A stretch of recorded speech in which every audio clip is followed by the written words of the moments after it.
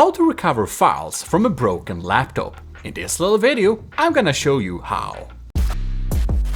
GMODISM. Take the laptop and flip it over. We are usually looking for a compartment that looks approximately like this. It's usually attached with a couple of screws, so remove them. Here we go. And if we open this little compartment, there is the hard drive. It is attached by 2 more screws a lot of the time, so remove them. Now it's a little bit hard to see, but if we look here, there is a connection here. So what you do is you take the compartment and slide it to the side.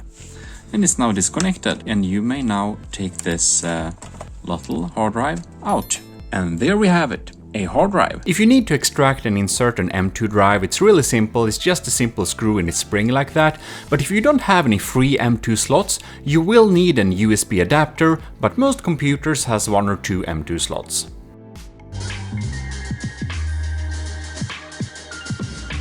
To use your laptop drive and a desktop computer, you will connect the SATA port here, and from the PSU you will connect the power here.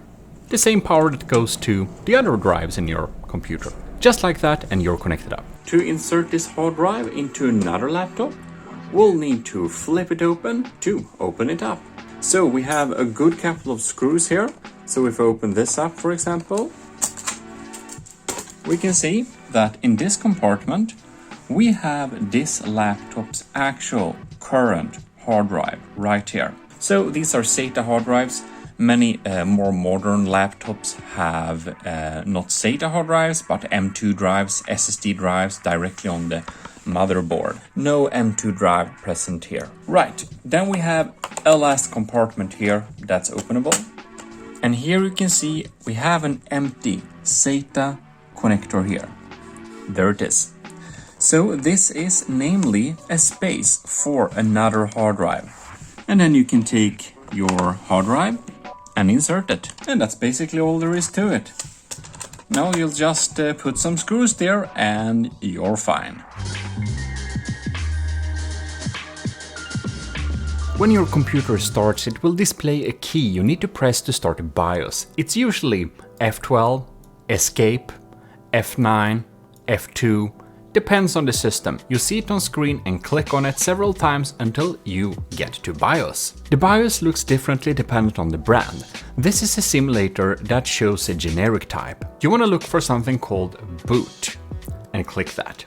Down below you see the different instructions on how to navigate on your BIOS version. So I'll use my arrow keys to get to boot. And inside of here I can use different keys to reorder this list. It will start with the one on top. If you boot from the wrong drive after installing a new drive, you simply need to change the order these are in. So right now it's this one is the highest, and that's correct, so it will start booting from it. However, if for example the one you want to boot from, the drive you want to boot from is on 6, you'll need to move that to number 1 on the list. Otherwise it will not boot from the right drive. When you have reordered your list to satisfaction, go to Exit and save changes. Your computer should now boot successfully. When you have booted into your Windows system, you just right-click the flag and select Disk Management or search for Disk Management. Inside of here, you can browse the different disks, you can right-click them, and also see Open. And if you open it, you can basically explore the disks and check around. You can also find this list via this computer, and you can browse around and see which disk is which. To recover any lost files from this old boot drive, you'll basically go into it and you can see this boot drive has a typical boot drive structure for Windows. To find the files you're looking for, you're most likely need to go into the users folder. Inside the users folder, you have, well, the default, if that's what you used, but usually you have a username, in this case, Edemit. There is also a public account, but we'll go into our account. Inside of here, you can see the personal folders. You can copy everything in here over if you want to save everything in here. So you can also browse like pictures, and I can save this folder by just clicking copy and pasting it in on the desktop I have booted from. Very handy. Now we can also browse to different locations, like perhaps there is something in downloads we need to save, or in desktop. So I go to desktop and I just basically copy over things that was on the desktop on the old computer, and make sure that you basically can keep everything you wanted to keep. If there is anything you can't find, you might need to install the software Pure and Utilities, link in description. With this software, you can restore files that have been lost permanently if you feel that big files or even folders are just not there.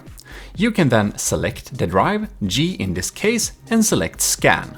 This will scan the drive for deleted files and also other files. In any case, you will get a big list of files, and the more you know, the more easily you will be able to find them. I have better tutorials on how to find lost files that you should definitely check out if you need to use Pure and Utilities. Please refer to my other tutorials. But you basically just select the file you want to restore, and you click recover and save it to your other computer and not the same drive in case it's damaged. To reuse this old drive and basically make it useful in other systems, we of course need to clear it of stuff. So we're just gonna click delete volume and make sure that you have backed up anything you want to keep there, and that you select the right drive, because that stuff will be gone. You get a pop-up that it's open in File Explorer, because it is. So basically you will just click yes, but make sure this is really the drive you want to delete. And now it's gone. Now you can see it's unallocated there under disk 1. However, there are 2 more partitions, so we'll just right click and remove them too. Unfortunately, you cannot remove the recovery partition if you have one of those here. So you will need to go into partial admin by right-clicking the Windows flag and selecting it. See from the list that we're working with disk 1, keep that in mind. Write in disk part to launch the program we're gonna use here. And now you will write in list disk to list the different disks. Now, as you can see from the list before, we're working with disk 1 in this particular case, so write in select disk 1. After you have done that, you will need to write in list part to list the partitions. There is only one partition available, so you will write in select part 1. Now you will write in delete part override. And here, did you catch that? It's now gone. You can delete any partition with this method too, by the way. Hover over the unallocated space and right-click and select New Simple Volume. Beautiful. Here is the manager, click Next, and here we can see what size you want to make it. If this is a hard drive, put this to max. You don't want to waste any space. If this is a solid state drive, an SSD, remove 10 to 5% from that. Select a letter that it will be called in Windows file menu, and select something that you don't use currently so that you will not confuse yourself. In any case, I'll just go down here and select X. So now you can see here, you don't need to do anything with these two, and just click Next.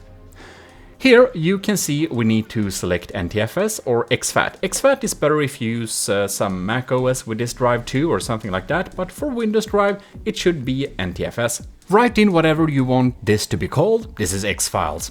And under allocation unit size, if you're only gonna store big files on here, well, then you can select 64K or the other max, and it will be a little bit faster in search, good for movies. Perform a quick format if you want this to be quick, and uncheck this if you want to give this drive away, because that will encrypt anything that was on it previously. If you do the quick format, it will be very instant, but you can actually restore some files that are deleted. So if you're gonna give this away, you'd really want to do the slow format. So don't check fast format in that case. In any case, now you can use this X files as normal. You can use it to store stuff. You can install Steam games on here or whatever. You don't need to keep it in this computer. You can even insert it in another computer and boot it from there. And you know, it's very simple. If you have any trouble using this process with like removing partitions and formatting and stuff, maybe you're not logged in as an admin. You probably need to be that to even be able to do all of this, especially the PowerShell admin. That's basically what you need to know in order to format this drive. And that's actually all there is to it. You should probably check out this video, which I think you would like. And if not, do leave a like and stay tuned for future videos, because there will come a video that you will like. And of course, do check out our merch. Links in description if you want to get some cool GMODISM gear going on there. Any case, thanks a lot for tuning in, and I'll see you next time. This is your host GMODISM, signing out.